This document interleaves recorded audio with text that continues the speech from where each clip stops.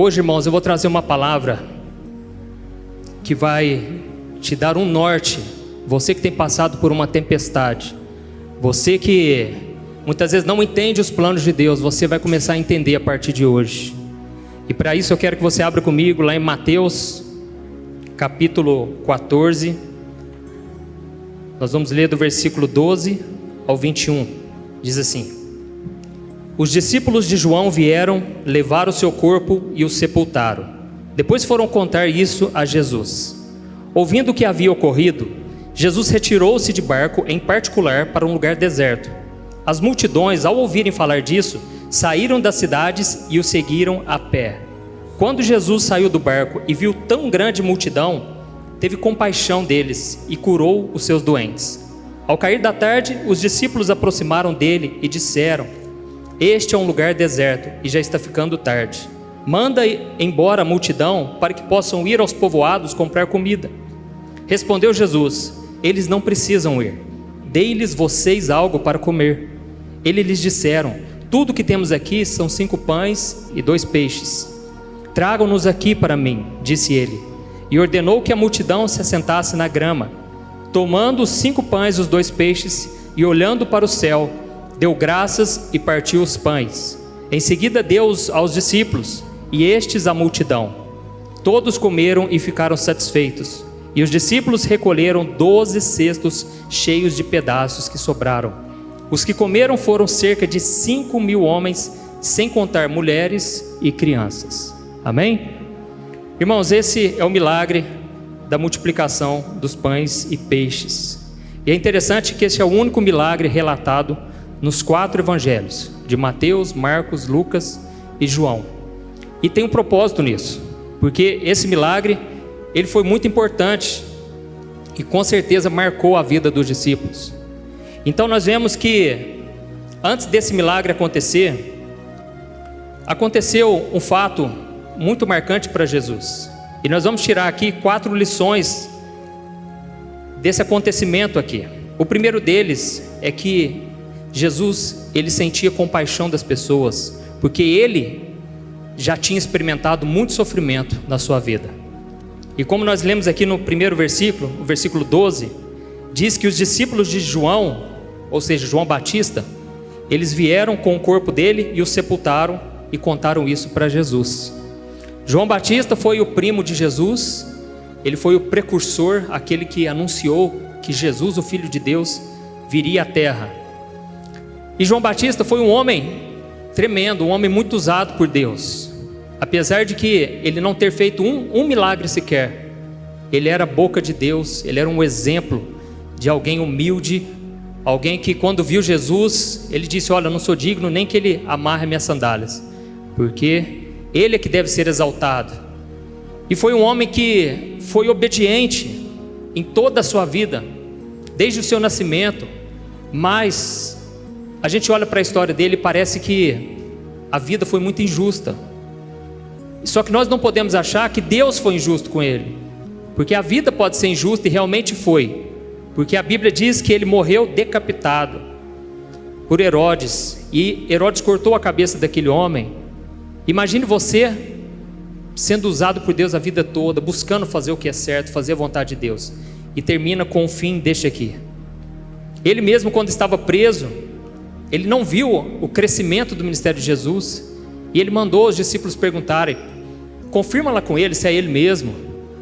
Eu imagino que João Batista era um homem igual a mim e a você, e ele tinha também as suas dúvidas, as suas inquietações. Então talvez nem ele acreditasse realmente que Jesus era o enviado de Deus. Talvez por algum momento ele teve falta de fé, mas mesmo assim ele permaneceu firme até o fim. Então Jesus ouviu aquela notícia de que o seu primo tinha sido decapitado, e Jesus então se retirou ali. Ele queria ir para um lugar em particular, ele queria ficar no deserto, poder chorar sozinho, poder se derramar na presença de Deus. Mas quando Jesus ele se retirou, a multidão ficou sabendo, e mais de 5.000 pessoas foram atrás de Jesus. Irmãos, mesmo na correria do ministério de Jesus, mesmo muitas vezes sem comer, sem beber, passando necessidades, Jesus, ele ainda tinha um coração disposto a amar, disposto a se compadecer da pessoa. Então, nós precisamos entender que quando nós estamos cheios do Espírito Santo, nós só temos vontade de fazer o bem. A Bíblia diz, se eu não me engano, Hebreus 10, 38, que Jesus ia por toda parte fazendo bem e curando os oprimidos do diabo, porque Deus estava com ele. Se você precisa amar mais as pessoas, se você não consegue amar o seu esposo, a sua esposa, os seus filhos, as pessoas à sua volta, busque a Deus, porque Deus é amor. Quanto mais íntimo de Deus você estiver, mais amor você vai ter pelas pessoas. Amém? Então as pessoas que mais sofrem, como Jesus estava sofrendo, é impressionante, parece que são aquelas que mais se compadecem. Parece que elas ainda têm capacidade de olhar para o sofrimento do outro. Então, essa era uma marca muito forte de Jesus. E a segunda lição que eu aprendo aqui é que Jesus, ele nunca é pego de surpresa. Como eu disse, esse milagre está relatado nos 4 evangelhos. E eu quero ir lá em João, você pode deixar marcado aí na sua Bíblia? Lá em João, capítulo 6, o versículo 5 ao 9. E ele diz assim, ó: levantando os olhos e vendo uma grande multidão que se aproximava, Jesus disse a Filipe: onde compraremos pão para esse povo comer? Fez essa pergunta apenas para pô-lo à prova, pois já tinha em mente o que ia fazer. Filipe lhe respondeu: 200 denários não comprariam pão suficiente para que cada um recebesse um pedaço. Outro discípulo, André, irmão de Simão Pedro, tomou a palavra: aqui está um rapaz com 5 pães de cevada e 2 peixinhos. Mas o que é isto para tanta gente? Então, irmãos, aqui nós vemos que Jesus não é pego de surpresa. Jesus perguntou a Filipe: aonde que nós vamos comprar pão para esse povo comer? Mas ele já perguntou, já sabendo a resposta, já sabendo como ele iria multiplicar, como o Pai iria fazer aquele milagre. Então você que está passando por um momento difícil, saiba que Jesus já tem a resposta. Os seus problemas não pegam ele de surpresa. As suas necessidades não esgotam os recursos do céu. Talvez você não saiba como vai se resolver, mas você não precisa saber tudo. Você só precisa confiar no Pai. Amém? Saiba que os seus impossíveis não limitam o impossível de Deus. Deus sempre vai ter um caminho que você jamais imaginava. E o que vai acontecer é que você vai sair desse deserto, você nem vai se lembrar de como que foi, como aconteceu. Você vai olhar para trás, você só vai saber de uma coisa: Deus me livrou. Não sei como eu estou aqui hoje. E basta você olhar para os milagres que Deus já fez no passado. Você vai ver que se você chegou até aqui é porque de alguma forma o Senhor te livrou. Amém? A terceira lição que eu aprendo é que Jesus, ele multiplica, mas a distribuição tem que ser feita pelos discípulos.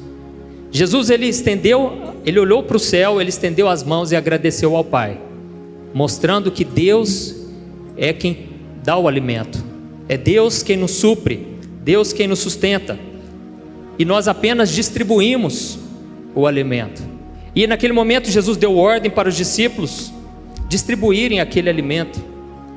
E esse alimento, mais à frente, Jesus, primeiro ele fez uma demonstração física, e depois ele trouxe para o espiritual. Se você continuar lendo, você vai ver que Jesus falou sobre o pão vivo que desceu do céu. Jesus é esse pão que alimenta o ser humano. Mas a multidão, infelizmente, só queria as coisas terrenas. Elas não queriam. E por causa de um sermão de Jesus, ele perdeu a maior parte dos seus seguidores. Porque as pessoas não queriam de verdade a salvação, não queriam receber de Jesus, a vida eterna. Então, irmãos, não basta nós crermos no milagre, nós temos que crer naquele que fez o milagre, porque o milagre ele tem um propósito. O milagre é para revelar que Jesus é o Senhor. E a Bíblia diz lá em Isaías 55, versículo 11, olha o que diz: assim ocorre com a palavra que sai da minha boca, ela não voltará para mim vazia, mas fará o que desejo e atingirá o propósito para qual eu a enviei. Aqui está dizendo que a palavra que não volta vazia não é a minha palavra. Eu posso falar horas e horas aqui com você, você nem vai se lembrar, mas a palavra que sai da boca de Deus, essa não volta vazia. Se você ouvir a palavra do Senhor, se você guardar no seu coração e colocar em prática, sua vida vai ser transformada. Então hoje em dia nós nos preocupamos muito: eu não sei falar, eu não sei pregar, eu não sei falar de Deus para as pessoas. Meus irmãos, ninguém sabe. Nós precisamos depender do Espírito Santo. A gente pode estudar o que for. Se a gente falar só com a nossa mentalidade, com a nossa sabedoria humana, não vai acontecer nada. Mas quando você fala, crendo que foi Deus que primeiramente falou com você, aí essa palavra tem vida. Eu não sei se você conhece aquele pregador Charles Spurgeon. Ele é considerado o príncipe dos pregadores. Ninguém pregou como aquele homem. Aquele homem ganhou talvez milhões de vidas para Jesus. E sabe como que ele se converteu? Um dia ele foi numa igrejinha, sentou lá no fundo, e uma pessoa muito simples, não tinha conhecimento, não tinha sabedoria. A única coisa que ela fez foi ler um versículo do Salmo 34. Esse versículo diz assim, Salmo 34, versículo 5: olhem para Ele e vocês serão iluminados. Olhem para o Senhor e vocês serão iluminados. Aquele simples versículo entrou no coração de Charles Spurgeon, e aquele homem se converteu, e ele se tornou uma bênção nas mãos de Deus. Então não importa quem seja, irmãos, se essa pessoa, se você prega a Bíblia, então você é boca de Deus, amém? Não importa a situação que você está, se você anuncia a palavra de Deus, você está sendo boca do Senhor nessa terra. Glória a Deus, aleluia. A quarta lição que eu aprendo, irmãos, é que Jesus multiplica o pouco que nós temos, mas Ele não aceita desperdício. Talvez você começou na caminhada com Jesus, você não tinha nada, só um coração disposto a obedecer. Você nem tinha força para vencer o pecado ainda, mas você tinha uma sede, uma fome de fazer a vontade de Deus. E esse pouco que você tinha, você colocava na mão de Jesus. E de repente você começava a ler a Bíblia, e você já entendia o que estava escrito. Você talvez não tinha recurso, de repente você já estava conseguindo pagar suas contas. As coisas melhoraram na sua vida. E aí você começa a ter uma vida confortável. Mas nós devemos tomar cuidado para não desperdiçarmos aquilo que nós temos. Nós temos que usar com sabedoria. Não é porque você cresce, você prospera, que agora você pode gastar com o que você quiser, você pode fazer o que você quiser. Não. Consulte ao Senhor, entregue nas mãos de Deus e use com essa mentalidade: Deus me deu com um propósito. Tudo que Deus te dá. Esses dias a gente estava até conversando aqui, com os irmãos da igreja, falando sobre dinheiro. A diferença do cristão quando ele ganha dinheiro é porque Deus tem um propósito com aquilo. Não é somente para a pessoa enriquecer, poder ter coisas boas nessa terra, mas é para um propósito maior. Então tudo que Deus te der, Ele quer que você use com sabedoria e com propósito, amém? Então, quando Jesus terminou de alimentar a multidão, Ele mandou os discípulos recolher os cestos. E engraçado que sobraram 12 cestos, e haviam 12 discípulos, um para cada discípulo. Jesus queria mostrar para eles o seguinte: olha, se vocês continuarem fazendo minha vontade, pode ficar tranquilo, não vai faltar nada para vocês. Eu sou aquele que dá abundância. Eu vim para que vocês tenham uma vida em abundância. Irmãos, nós poderíamos falar de vários motivos aqui, porque falta talvez alguma coisa na sua vida. Mas quando você tem a presença de Jesus em você, você tem tudo o que você precisa, ainda que talvez falte alguma coisa. Mas creia nisso, Jesus veio para te dar uma vida e abundância. E quando a gente olha para o mundo, a gente só encontra o quê? Escassez. A gente é acostumado desde criancinha a ouvir que não pode aquilo, não pode aquilo outro, tudo é muito caro. O Brasil é um país que não dá para crescer. Os políticos estão sempre roubando. A gente sempre está ouvindo esse lado negativo. E se você quiser prosperar financeiramente, você tem que entender que o problema começa dentro de você. Você tem a mentalidade de escassez. É psicológico muitas vezes, porque nós estamos rodeados de pessoas que não conseguem crescer, pessoas endividadas. Quando a gente olha para a Bíblia, a gente vê que a dívida não vem de Deus, irmãos, porque você se torna escravo daquela pessoa que você está devendo. E eu me lembro que quando eu via essas coisas na Bíblia, eu olhava para mim e eu via o oposto. Eu devendo 12 mil reais, não sabia como ia pagar isso. E eu demorei a entender que eu era o errado, né? Não adiantava culpar o governo, culpar esse nosso país, mas olhando para a palavra, olhando para os ensinamentos e os princípios da palavra, Deus foi começando a acrescentar. Você também pode ser assim, com um propósito, para abençoar mais vidas, amém? Para não deixar faltar nada. Então Jesus, ele conta com seus discípulos, e ele queria mostrar para eles que nunca vai faltar provisão para quem está no centro da vontade de Deus, amém? Então nós vamos continuar aqui nessa história. Eu queria que você voltasse comigo lá em Mateus 14, o versículo 22, olha o que está escrito.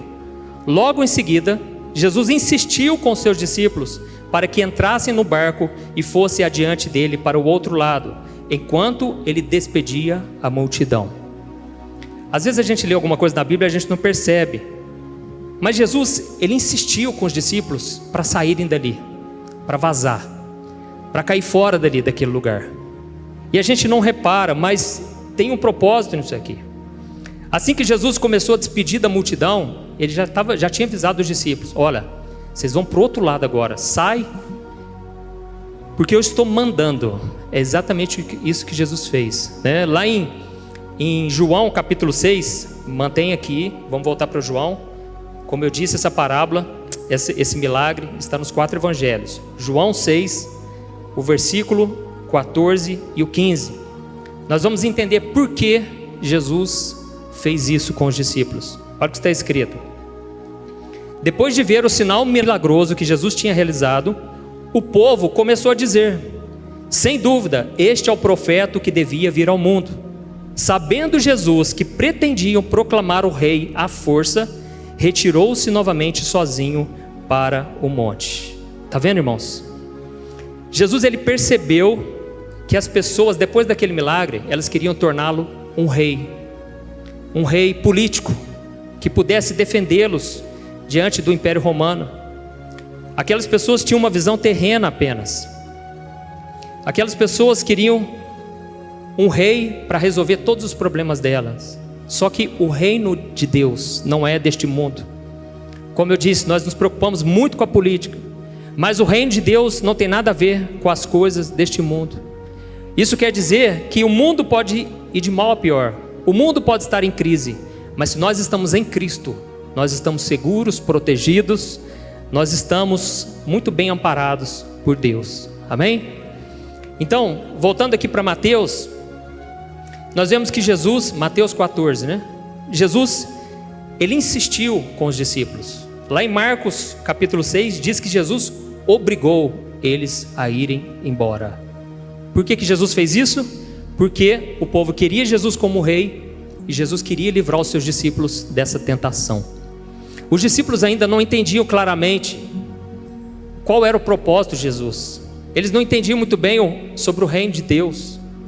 E quando a multidão começasse a querer eleger Jesus como um rei, os discípulos iam entrar na onda. Eles não aguentariam aquela pressão, eles iriam concordar com toda aquela multidão. Tanto é verdade que o tempo todo os discípulos ficavam disputando entre eles quem seria o maior. Quem seria o maior entre eles? Então, eles já tinham essa tendência de quererem ser vistos, elogiados. E é por isso que essa lição é a maior de todas nessa noite. Nós devemos tomar cuidado com os elogios do mundo. Nós devemos tomar cuidado com o status, com o poder, com a fama. Devemos tomar cuidado quando as pessoas começam a nos aplaudir, porque isso pode ser a nossa queda. Nós não devemos nos deixar levar por nada, seja uma crítica ou seja um elogio. Tudo nós devemos buscar aprender, agradecer a Deus. Então, o que nós percebemos na palavra de Deus é que muitas vezes a perseguição, ela fez mais bem para o cristão do que os elogios.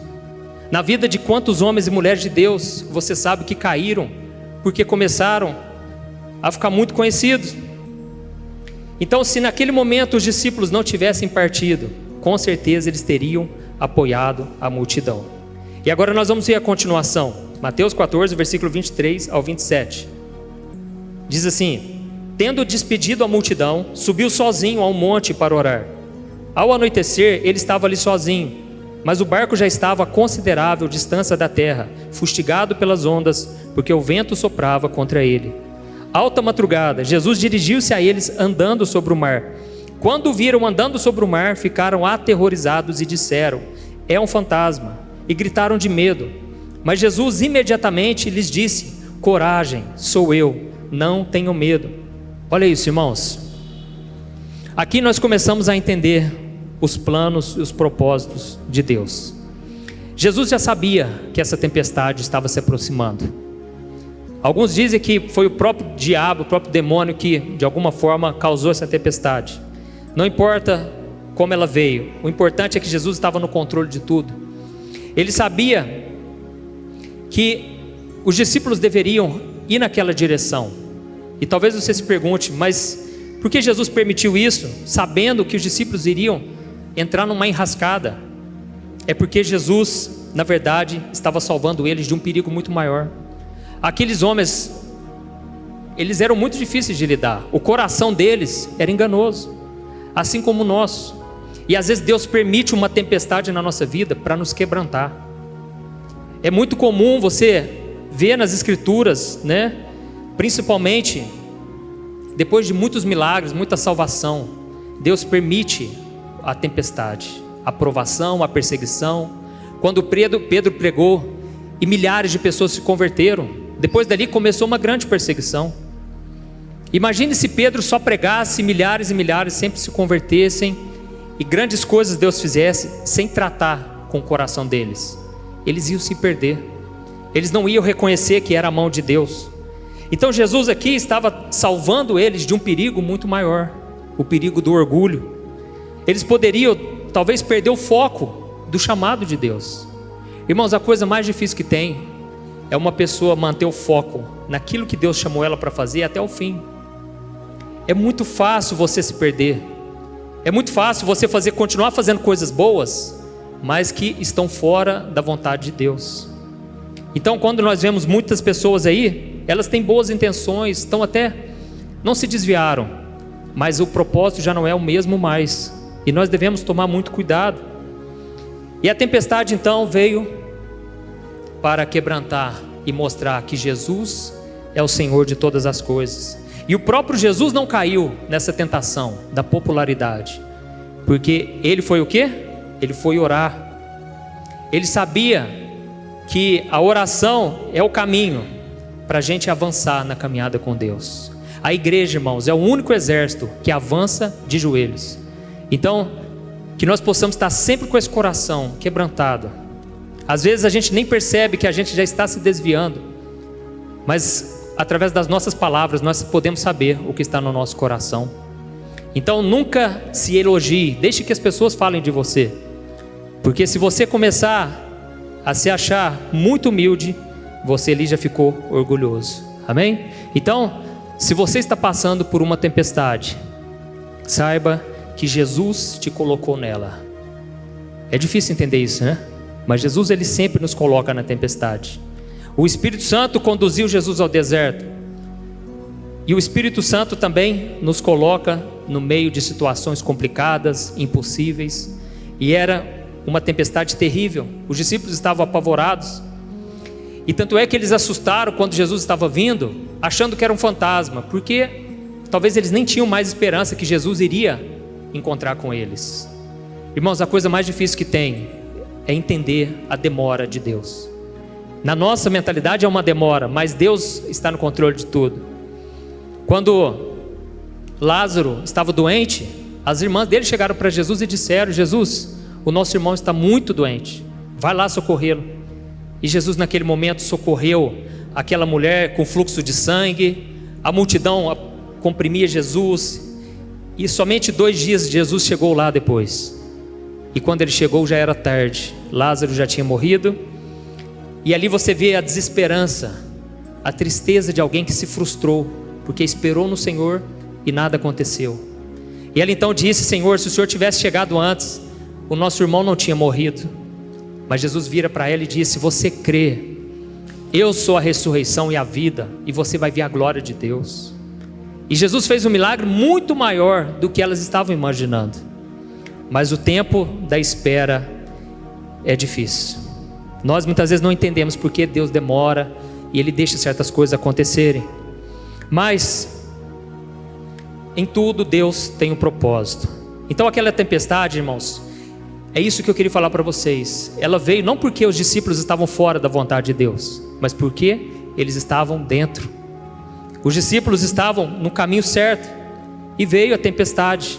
Então você está mais seguro, guarde isso que eu vou te dizer, você está mais seguro, mais protegido no meio de uma tempestade do que no meio da multidão lá fora, que está fora da vontade do Senhor. Amém? E às vezes no meio de crentes que já estão fora do propósito. Tome cuidado, continue firme com o Senhor, ainda que venham as tempestades.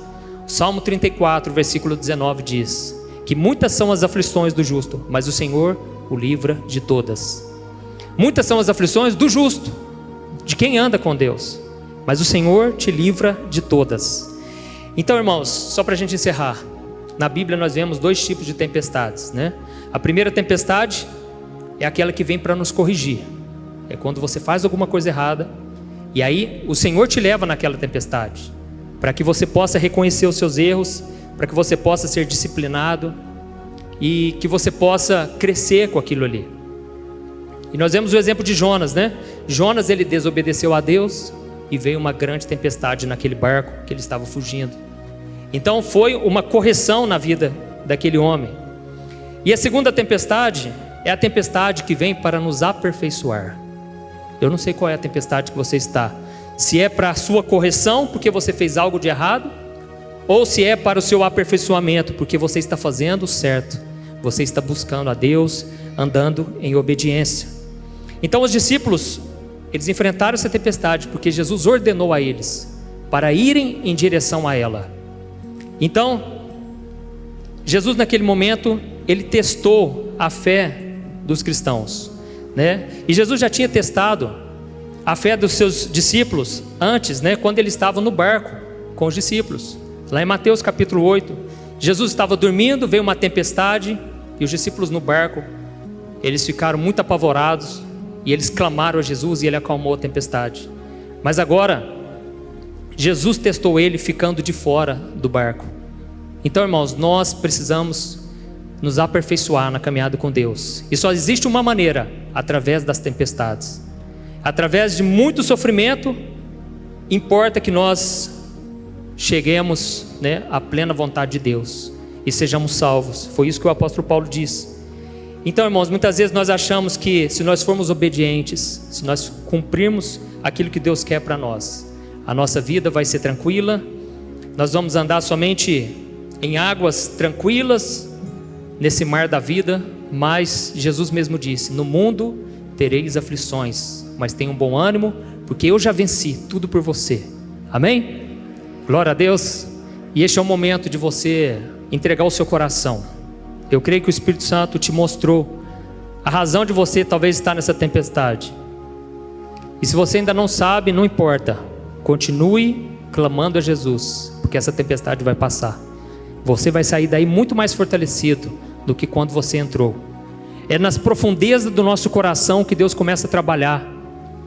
A partir desses momentos difíceis, que Deus abre os nossos olhos e a gente reconhece e fala: nossa, quem é esse que até acalma a tempestade? Quem é esse que faz o mar bravio se acalmar? Então feche os seus olhos e vamos falar com o Senhor. Senhor, meu Deus e meu Pai, eu quero te agradecer por este momento, te agradecer pela tua palavra, Senhor. Quantos estão aqui, meu Deus, passando por uma luta terrível, Pai? Uma luta no casamento, uma luta nas finanças, uma luta em seu próprio coração contra os seus desejos carnais, egoístas. Senhor, mas eu te peço agora, pinga colírio, Senhor, nos nossos olhos espirituais, para a gente enxergar, Pai, a tua mão sobre nós no meio dessa tempestade. Que o Senhor possa dizer para cada um de nós: não temam, sou eu que ando sobre as águas, vindo ao teu encontro nesse momento. Senhor, meu Deus, é somente a tua palavra que nos alimenta, Pai. Nós não queremos ser como a multidão que se contentou em encher a barriga, em ter uma vida talvez próspera, abençoada aos olhos do mundo, mas uma vida vazia aos olhos de Deus. Pai, ainda que seja no meio do deserto, nós vamos te obedecer, Senhor. ainda que seja no meio da tempestade, nós só te pedimos uma coisa, Pai, não deixa a gente desviar não, não deixa a gente se corromper não, Senhor, não deixa, Senhor, a gente ser levado, Pai, pelos elogios dos homens, levado, Pai, pelos os atrativos deste mundo, os brilhos deste mundo, que Satanás tenta nos mostrar que é o melhor caminho. Senhor, a Tua palavra diz que a porta larga, espaçosa, conduz à perdição, mas o caminho estreito conduz à vida, conduz à Tua presença, à salvação. Senhor, que ainda que a gente esteja no meio do deserto, que nós possamos ouvir a Tua voz, nos dizendo, não tema, eu estou contigo. Oh, meu Deus, que nós possamos ser cheios do Espírito Santo, neste momento, Pai. Pai, nós abrimos no nosso coração e Te pedimos, fica conosco nessa semana, Senhor. Todos os dias da nossa vida, não deixa a gente se desviar. Coloca um amor, uma compaixão, Pai, pela multidão, mesmo sabendo que talvez eles não vão querer a bênção maior que é a salvação, mas que a gente possa pregar o Evangelho, que a gente possa falar do Teu amor para os perdidos. Em nome de Jesus, ó Deus, que nós possamos experimentar também este milagre, que nós possamos sentir o Teu cuidado, a Tua proteção. Eu creio, Pai, esse barco não vai virar. Eu creio que essa tempestade vai ser para revelar o Teu poder em nós, e muitos verão essas coisas e começarão a temer a Ti. Em nome de Jesus que eu oro e Te agradeço. Amém. Glória a Deus. Então, meus irmãos, vamos continuar firme na presença de Deus. Ainda que você seja rejeitado pelo mundo, se você estiver no centro da vontade de Deus, os céus estão abertos sobre você. As suas orações sempre estarão sendo ouvidas. A vontade de Deus vai se cumprir, e isso é o mais importante na vida de qualquer um. Amém?